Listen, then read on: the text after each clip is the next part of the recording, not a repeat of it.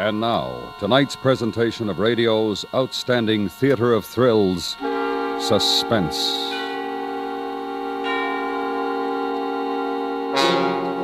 Tonight, we bring you a story of a pet cat and the fear it carried with it. We call it Black Death. So now, starring Mr. Edgar Barrier, here is tonight's suspense play, Black Death.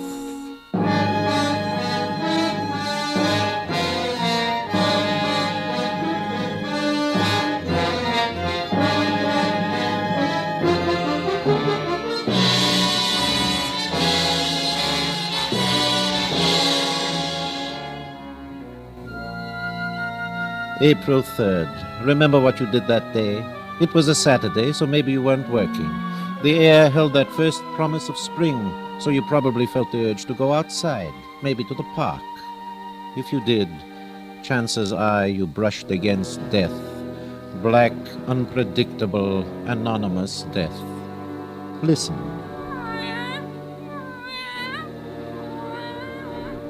Yes, it's a cat.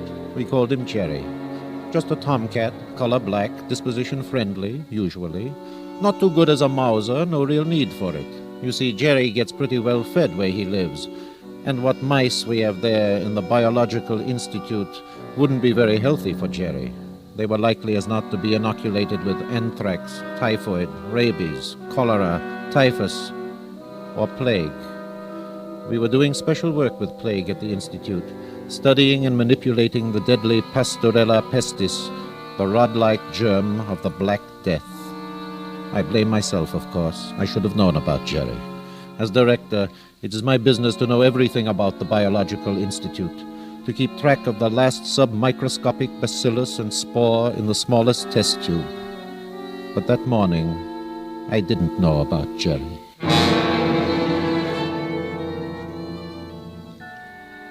I was home. I had just finished breakfast, and Patty, as usual, was flitting about me. Posy, a pocket full of posy, ashes, ashes, we all fall down. Where did you learn that song, Patty? It's a game. The kids in the park play it. Why, Daddy? I didn't answer her. How could I tell Patty the harmless nursery rhyme had its horrible origin among the victims of the Great Plague of London? In their desperation, they hoped the smell of flowers might ward off the deadly miasma. A pocket full of It didn't help, of course. Posy or no, they coughed their lives away. ashes, we all fall down. And they did fall down by the uncounted thousands, never to rise again. Don't forget, Daddy, you promised. Promised? What did I promise now? To take me with you to the office. You remember? I said if it was all right with Mother. Oh, I asked Mama, and first she said no, 'cause she always worries about the germs. Then I told her you said the Institute is the safest place in town, 'cause every germ is under a lock and a key. So she said all right. All right, you little minx, you win. Oh, goody, now I'll get to play with Jerry. I'll get it, dear. Hello? Dr. Gebhardt. Oh, hello, Dr. Mac. Gebhardt. Dr. Gebhardt, I think I've got it. Got it? What's the matter, Mac? Plague. Oh, that's impossible. All the symptoms. There's a leak somewhere. Hurry, doctor. I'll be right down. I'm all ready, Daddy. Not today, Patty. But, Daddy... Not today, I said. I'm sorry. But you promised, Daddy, and I wanted to play with Jerry.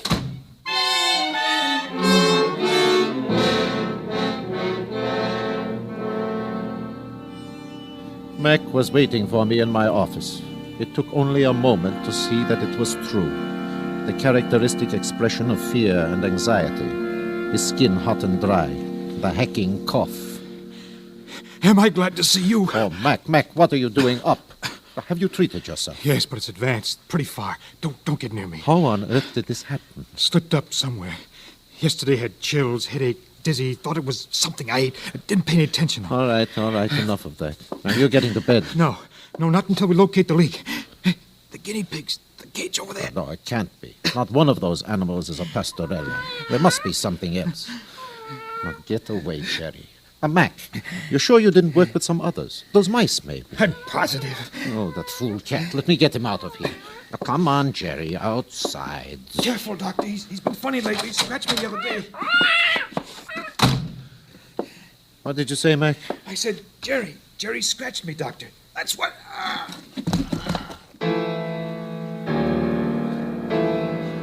He lay there, writhing on the floor, and then he was gone. Once the deadly bacillus took hold of his lungs and his blood, our miracle drugs were no more effective than the posies of those ancient, terrified Londoners. But I wasn't thinking of that. I was looking at the long, ugly, inflamed scratches on his arm. Jerry. It didn't seem possible, yet there was the proof. Somehow Jerry had picked up the infection. It could happen 100 ways, and passed it on to Mac. Then Jerry was outside somewhere, in the streets, in the unsuspecting city, sick, unpredictable, with death in every one of his claws. And I had sent him out there. I ran outside, but the earth had swallowed Jerry up. The police. I needed the police. But I had to handle this carefully, very carefully. If it got out, if all these people learned of the black killer stalking among them, there would be panic. No, they mustn't know.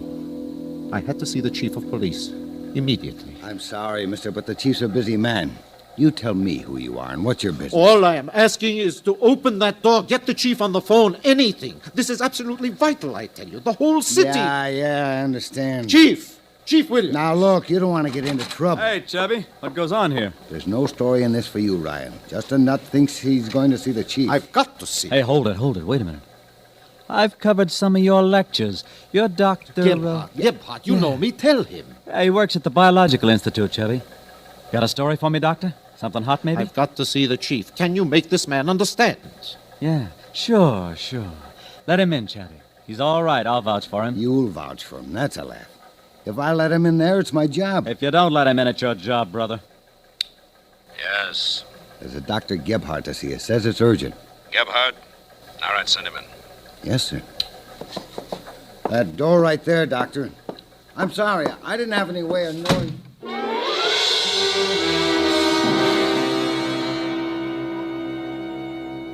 I tell you, Chief, that cat has got to be found, even if it takes every man in the department to do it. Well, that's just fine, Doctor. Have you any idea just how many black cats of that description are at large in a city of this size? It doesn't make any difference.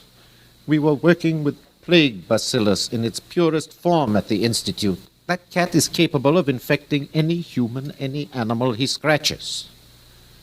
Doctor, are you sure of this? My assistant just died. That's how sure. All right. Emergency alarm, disaster level. All leaves canceled. Alert every available man for orders. Transmit to fire department, highway patrol, county sheriff's office, state and federal agencies. All ready, sir. Apprehend black cat, male. Answers to name of Jerry.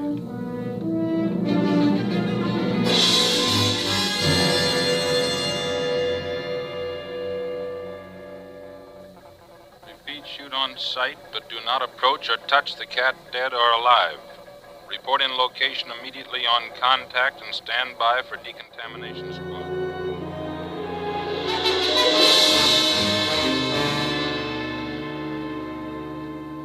Then we'll requisition all available streptomycin, sulfadiazine, penicillin. Alert medical staffs of all city hospitals to prepare for treatment of the plague. No, don't say that. What?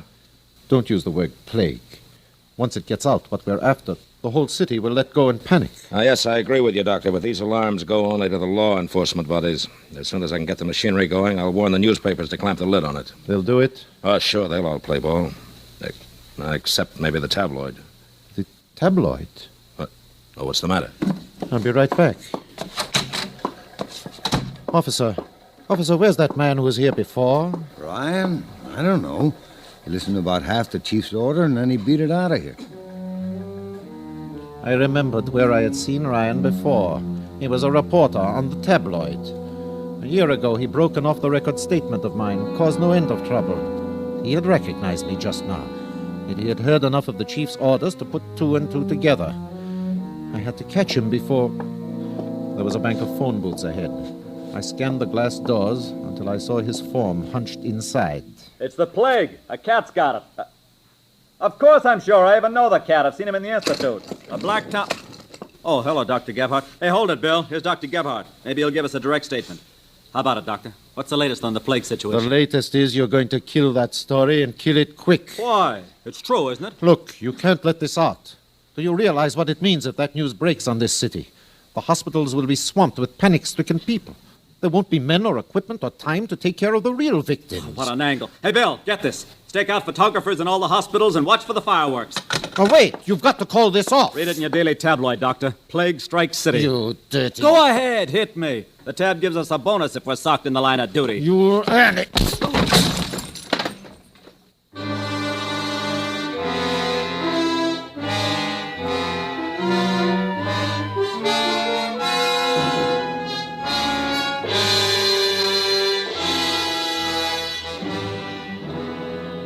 You are listening to Black Death, tonight's presentation in radio's outstanding theater of thrills, Suspense.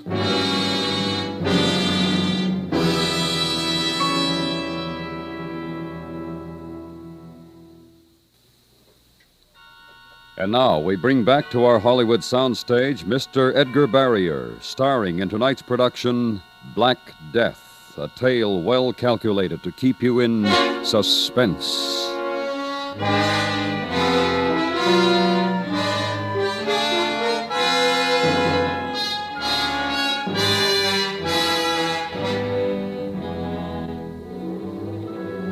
Five minutes after the tabloid hit the streets, the lines were jammed with frightened calls from anybody who had ever seen or imagined a black cat. And we had to investigate them all. There was no way around that. Let me through, please. Now, officer, where is the cat? This way, Doctor. There he is. I've got him cornered in that areaway. Couldn't reach him to shoot. Watch your step, Doctor. He's mean. Oh, don't worry. I'm not going any closer without my mask and gloves. All right, officer. Keep your gun ready. Yes, sir.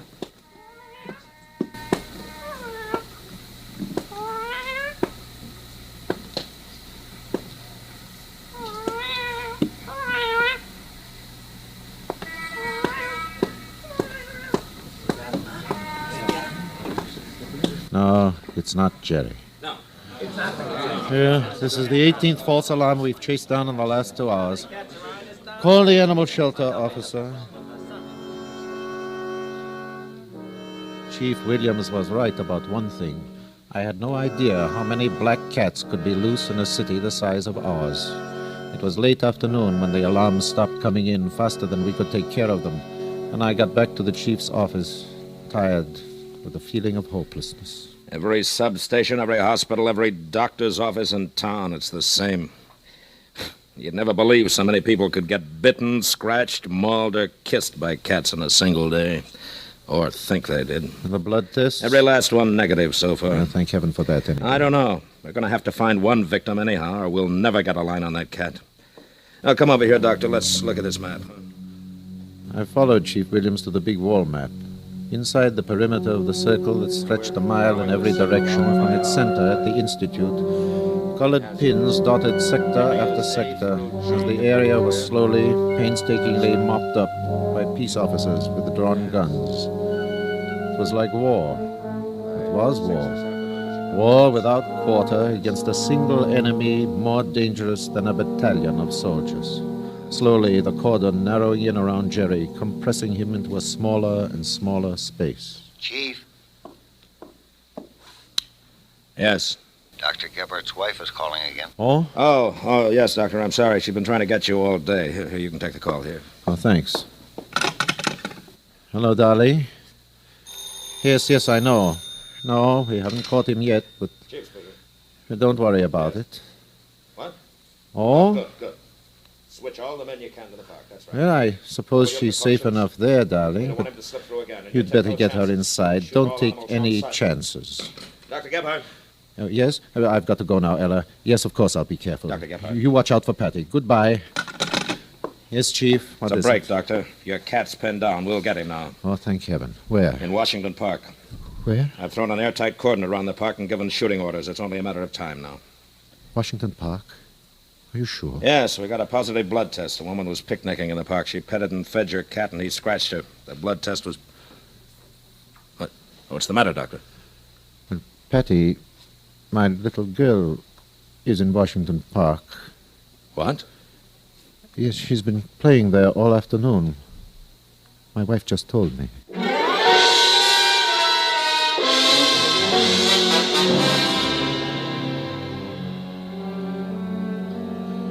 I should have been glad, I suppose. It was the first real break we'd had all day, pointing directly to Jerry. But all I could think of was my daughter. But soon it would be dark, and then Jerry would be nothing but two shining coals of eyes, hungry and erratic, invisible as the virus of death he carried in his own dying body.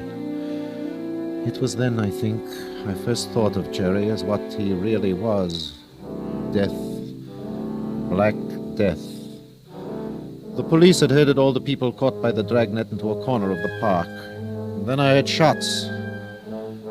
The cleanup squad was going through the park with drawn guns, systematically killing all living things that could spread the plague. But shots go wild, and Patty was somewhere out there. What are you doing here? Can't you civilians follow orders? You belong back there with the others. Well, I'm Dr. Gebhardt. You've got to stop shooting. Don't tell me what I got to do. I got my orders. That's all right, officer. I'll take over here. Oh, yes, sir. Have you seen a little girl, about 8, long brown hair? Well, there's lots of kids there with the others. We herded them all over by the picnic tables. No, she's not there. I looked. And I'll guarantee she ain't in the park. We covered every inch of the place, gone down to the water on all sides of the lake. But what about that island? Mister, can you imagine a cat getting out to that island? A cat? Well, there's a bridge, isn't there? I know cats, mister. No cat's gonna cross water if he can help it. Bridge or no bridge. Hey, you idiot. He could be carried, couldn't he? And it's the last possible and place... I tell you Officer, that...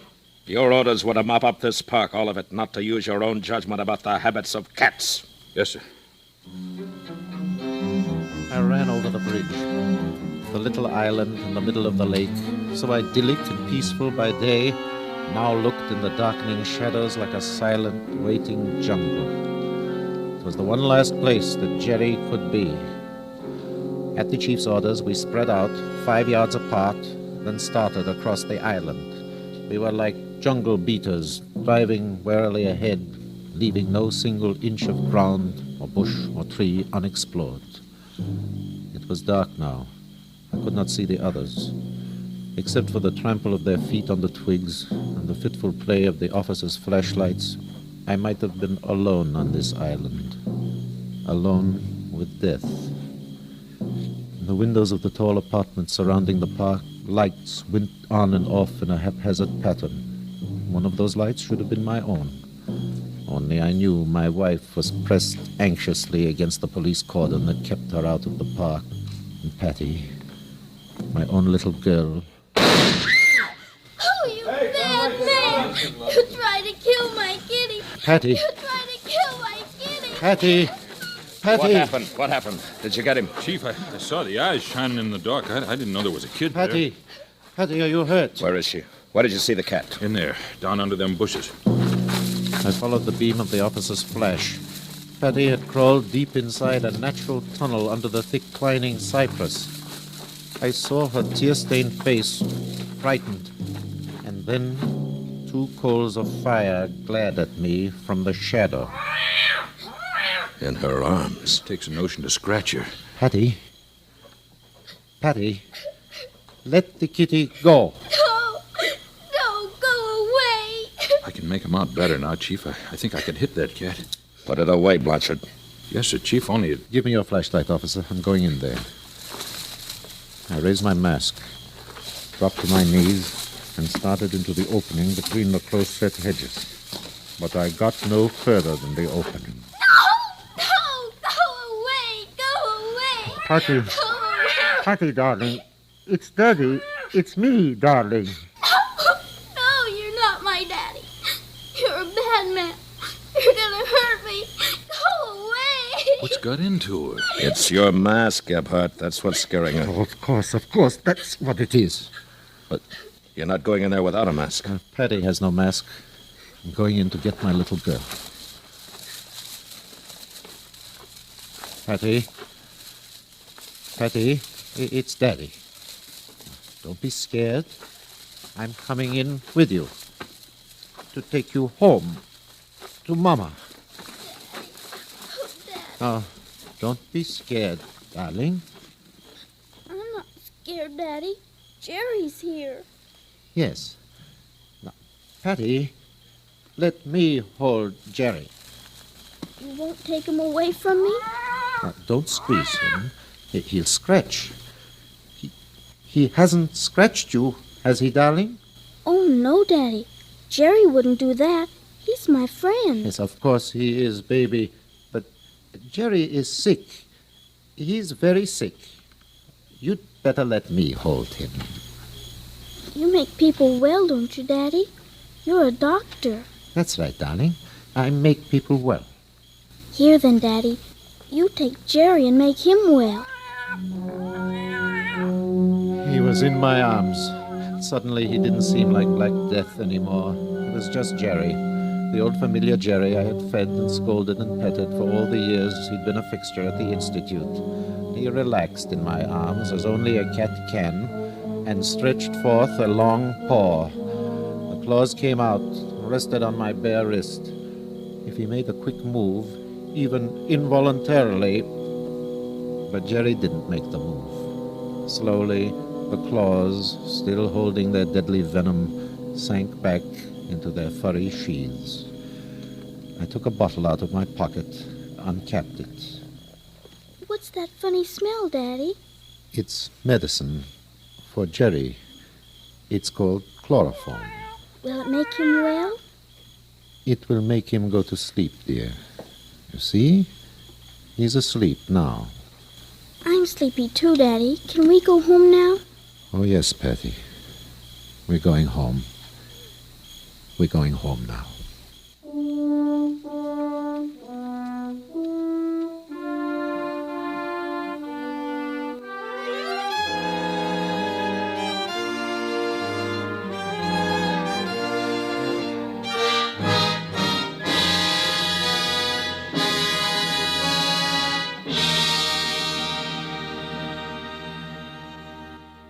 Suspense, in which Mr. Edgar Barrier starred in tonight's presentation of Black Death. Next week, Suspense. Suspense is produced and directed by Anthony Ellis. Tonight's script was written by Lawrence Goldman. The music was composed by René Garrigan and conducted by Wilbur Hatch. Featured in the cast were William Conrad, Mary McGovern, Gil Fry, Jack Edwards, Jim Musser, Joe Cranston, and Barney Phillips.